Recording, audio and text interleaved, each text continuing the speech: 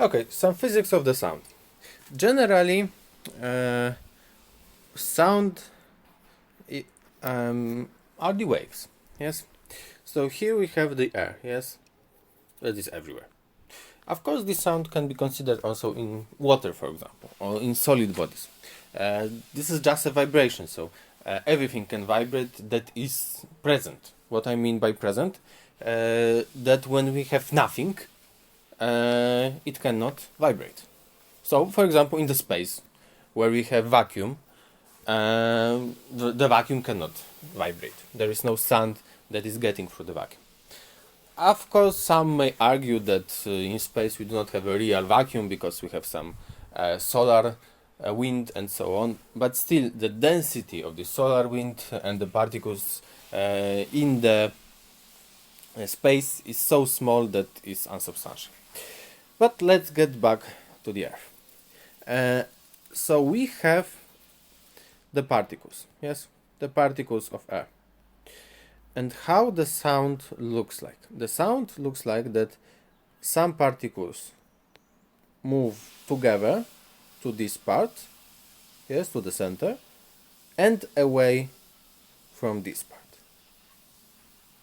So when we consider this would be, so these particles are getting in this direction, these particles are getting in this direction, this particle gets in this direction.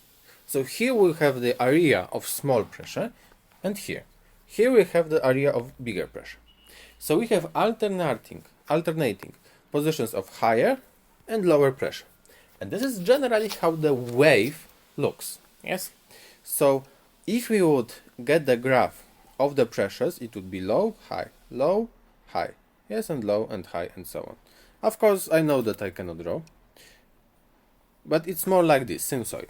It may be like this. It can look differently. But generally, low, high, low, high, low, high, and so on, and so on, and so on. Of course, we can measure the frequency, so how close those tops are together, yes, so how dense generally it is.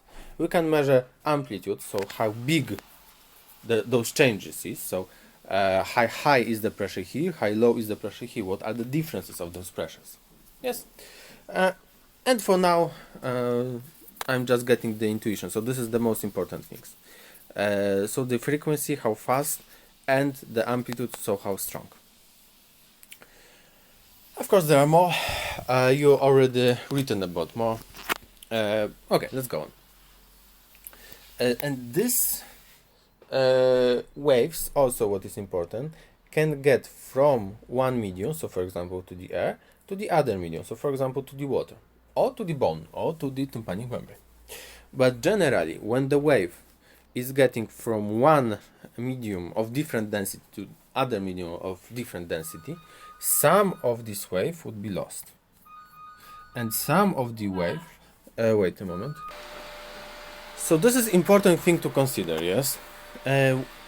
When the wave is getting onto the different body of different density, some of the wave would just bounce back. So getting back to our organism, we need to get the wave in the air to be passed the wave into the fluid of the inner ear. And this is quite challenging situation, because we know that part of those waves would be lost. And we need to reduce the losses. Because with those losses will lead to really big problems.